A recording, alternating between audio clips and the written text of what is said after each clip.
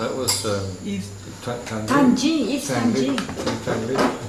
Oh, yes, Where he buried he himself. performed, where he buried himself, yeah. Unbelievable. Of course, then, not to be outdone, was of course Ed Keenholz, who had his son drive his favorite Packard into a hole, Just to go? pushing his father to keep him up and trying to drive the car next to his father. His body was here. That was one of those wilder ones too, you know, because he was buried inside his car. Tom Redden, around at the time of the running fence. You know, Crystal did running fence. So Keenholz was there, and Nancy and Ed were in the back seats of the Helio.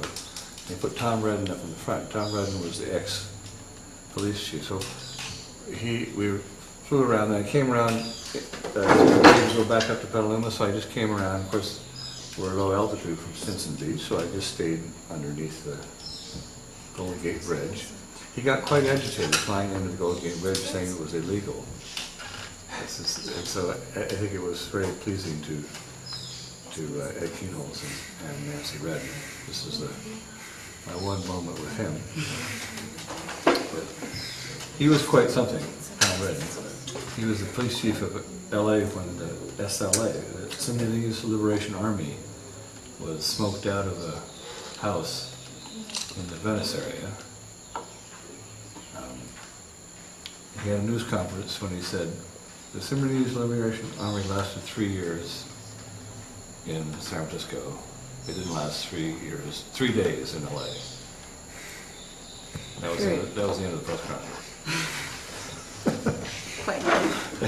I do remember that. So was he related to Nancy?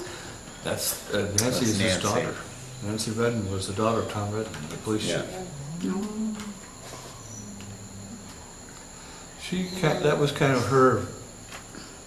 Well, she was interested in other things. Let's put it that way. She may have been rebelling. I don't know if that's the way to look at it, but she really got involved with him, in terms of making that art. Just like Oldenburg's wife, first and second. So shall we talk a little bit about Ochil? Ochil, ready. Okay. So, let's get the report from everybody here.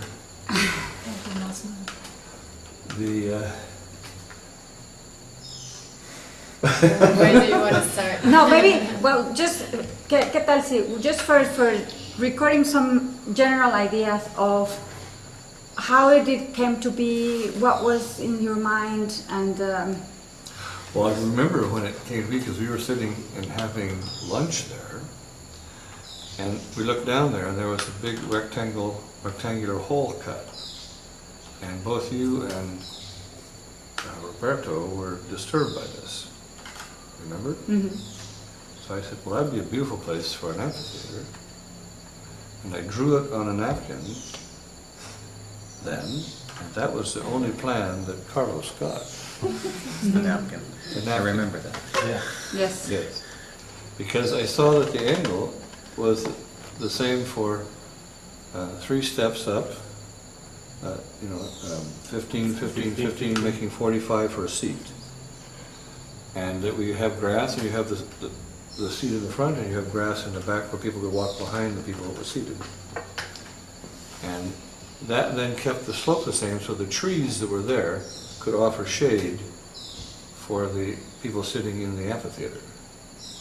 So we didn't lose, we lost almost no trees. Yeah. Just one or so at the, let me get a napkin, one or so that were at the, very near the opening. And that's all that we lost, so it wasn't too bad. But that was how that happened. So that's how we came to make and that was the reason that we started with that. Mom, you were already looking for some. Didn't you already have the idea of an amphitheater, or it just happened Yes. to come up? No, that was ready to go. But then it was precipitated to start immediately because Of that other situation. ideas for it. And that's why we kept in the water in front, because people could swim in it. And actually, we were sitting there yesterday, small children, a man came down with two small children, and they were inside it with their plastic toys. It's kind of terrific, actually. The big thing is that we had already gone to see cenotes. I mean, you came here to show me a whole number of cenotes. When you came to the Yucatan the first time, you were doing the pictures of the sac beds, right? That was in 19... Yes, that was 79 I did those. Mhm. I'd come earlier in the 60s, but I'd only gone like a tourist. So I'd gone to Tulum, Chichen Itza, Uxmal, and Mayapan. Those are the ones I went to. But then I came with Stephen LeBlanc, who was at the Peabody at Harvard, still there now.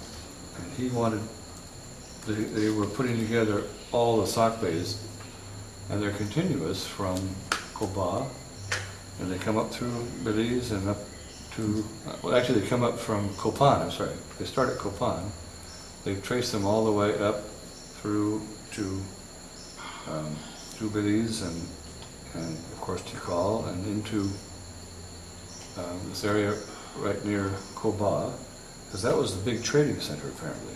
Then up to Tulum was rather small, not so big trading, but lasted longer.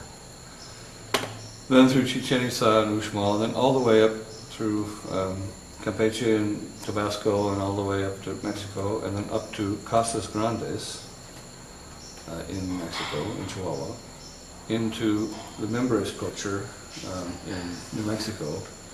And the sac bays go complete, they go up to Flagstaff, when one section that breaks off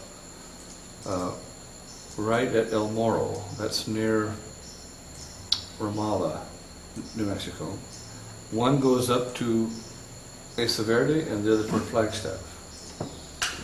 And many of the roads the sac bays you cannot see because they have maybe 1 foot of dust or new material over the top. But there is this hardened path, and when rain comes, it holds the water in that path area, it doesn't soak through. So the plants that are above it have more water. So when you take a picture in infrared, these plants with more water make a line on your photograph in infrared film, with infrared film. So they were able to then dig down, they find the sac bay. So these sac bays went the whole way. And that was before they had then discovered all the ball courts that were up in northern Arizona and even into Colorado. The northernmost ball court is at Flagstaff. So that would be like the Toronto Blue Jays or something like that. I mean, this was a franchise. They found the rubber balls. The rubber does not come from Flagstaff, Arizona, at 7,000 feet high. So the rubber balls were coming from Central America. And this was, for a long time, very controversial. They were saying that how could this be and all that, but then they were discovering the ball courts, the balls, and then after that they found the parrot cages, and that's fairly recently. And in Flagstaff they had 8,000 parrot cages inside lava tubes, so they were keeping parrots, trading for parrots because the Hopi were using the feathers. And that's then when they discovered this special turquoise that was down all the way to Copan. This turquoise has it's really strange, it's a very fine matrix. They have 3 different grades, and now they have 4 mines. The mine at Bisbee was, of course, everybody knew about that mine. The problem with that is that it had so much that first Anaconda copper and then Phelps Dodge made into a gigantic open pit mine, and they just do it with ore, and so you don't get the turquoise out of it. But there are 3 other mines, the number 8 mine, the mine at Morenci, and the Pilot Hill mine that have this particular spider, it's called spiderweb turquoise. And that was, they would find that down in Copan. So it was coming from Arizona, going all the way down to Copan, and everywhere in between. So this trading was happening at an amazing rate, with large amounts of parrots and flagstaff. Parrots at 7,000 feet. Mm-hmm. You know, this is amazing. Yeah. It's hard to believe. And it wasn't until they found the cages that it all began to fit together. Fit together. And when you came for the Southwest taking the pictures, was then when you discovered the cenotes? Well, of course, every Mayan community had to have water, and there's only the waters above and the waters below. The waters above are going to have to be collected with a cistern, which they also really made well here because they have the chukun. They burn this and they make the plaster, and actually this is like an antibiotic. It keeps water very well. It's water filter. Yeah, well, it's it keeps it from molding and having the biological growth. So it's very interesting. And then, of course, the other is the water below, and that's the water in the cenote. So the water's above and the water's below, and you have the idea to do something with cenotes. So we went looking at cenotes, and Alessandro would drive us. He was crazy, and he ruined 2 brand new vehicles, remember? He was so hard on vehicles. But then, after we found several, I had the idea to do this thing relating the waters below and the waters above. And first we were talking about naming the piece Spirit Waters, but Spirit Waters didn't have a good translation when you go to Spanish.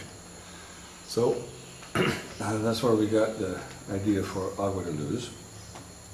And we were looking also at Chichi de los Lagos, too. And another near Chichen, you remember that big one? Yes, the big one, yes. Yeah. That's the one that had the turtles in it. Mm-hmm. Turtles were swimming in it, yeah. Very interesting. So that was really, those were important times. And of course this one here, the ladder broke and I fell in, remember? Oh yeah.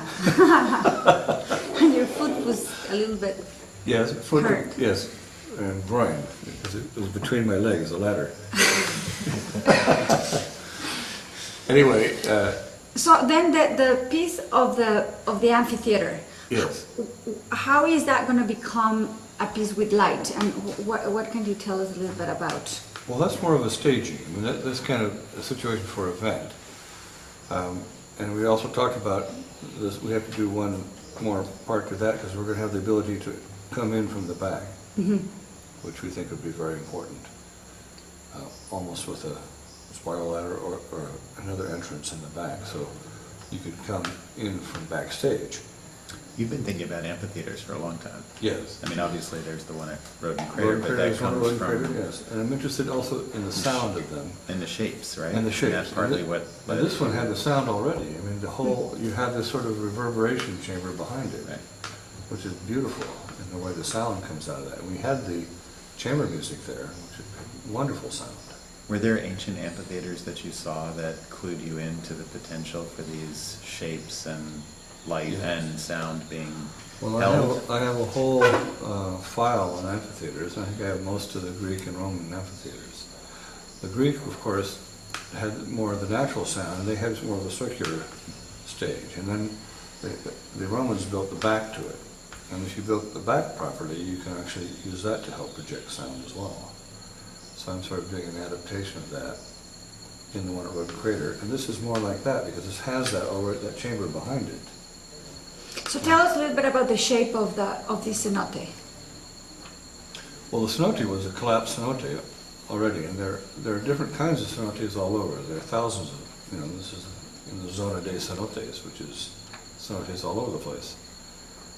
But it's either the water's above, and you can see from the rain that we've had enough water to gather from above, or the water is below. There are no rivers. There are almost no rivers. It's a place without flowing water. So you have the 2 places to get the water. And I think that's, I like that analogy of waters above and waters below. And there is this one description, and Bishop Glenda has that about the, starting out with the blue sky morning, and then you have the puffy clouds, and then the clouds are groaning, that's the thunder, and then you have the tears from heaven. And this idea of that's one place you get the water, but that's also where the water, the boat below comes from. That's where you get it. 'Cause even, remember that hurricane? I came here one time after hurricane, and there was about almost 4 feet more water in one of the cenotes that we saw.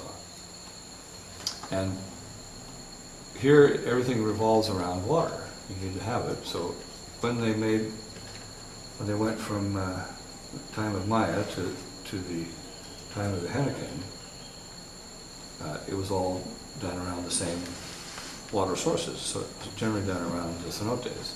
So the haciendas came, and around the haciendas, all the Mayans came to work. This lasted for a while, then the center collapsed. The haciendas were gone, but the Mayans stayed around it. Their life was, they weren't changing it, they just stayed. And so now the thing that's been very interesting is to watch this movement to restore haciendas and to bring tourism and to bring people back to enliven the center again, which I think is an amazing thing. So it's all to do with cenotes, because that's where the water is. And you've done a lot of projects where you've used water versus, I guess, air or atmosphere to hold light. Right, yes. Right, which this project is very much about. Well, water holds light better than air, so you can make it look, you fly over Phoenix or LA at night, you see all these little jewels of pale blue water that are the swimming pools that are then lighted. You just put one light and it lights up the whole water. It holds the light in the water. It's very interesting. So I like that. But I also like the idea of the baptism or the bathing of actually to enter into something. And also there are a number of pieces I've made where the only way to get in is to go underwater and come up inside. So this has something to do with that, except it's much more involved with this relation of the water above, held above the canopy of jungle, and the waters below, and then connecting it with a light event, which is Roberto's birthday and his unbirthday. That was taken care of, back in the time of the pharaohs, when you had the birthday of Ramses II. On his unbirthday, it became his coronation day. So that's how. Well, Roberto happened to be in the solstice. Yes. It's very No, near. It's very near to it. It's 3 days. It's 3 days after. Yeah. Yeah. But the one thing is here you have to remember, because I have to make the tunnels human size. With the tunnel not too long, we don't have the same distance as the crater, which is over 3 times longer. Then the human size with the longer tunnel, that gets a closer alignment. So here it really works for 3 days before the birthday and then 3 days after. So it is working fully for 7 days. Mm-hmm. Whereas at the crater it's working 1 day. Mm-hmm. And that's because it's the same, we have a human-sized tunnel, but it's much longer. So those are some of the thoughts that I go through and how these things work. Abu Simbel is not very accurate either. No. In fact, when they made it, they cut it up and moved it. It was right on, but they didn't figure the settlement. And so it is settled. Luckily, it's big enough that it still works, but it's not as accurate as it was when it used to be. So these are some of the interesting things you have to work with. A lot of the things that we think of, too, in terms of some of the alignments are quite inaccurate. And this is one thing Ed Krupp will talk about, That's too. his specialty. Yes. But I'm trying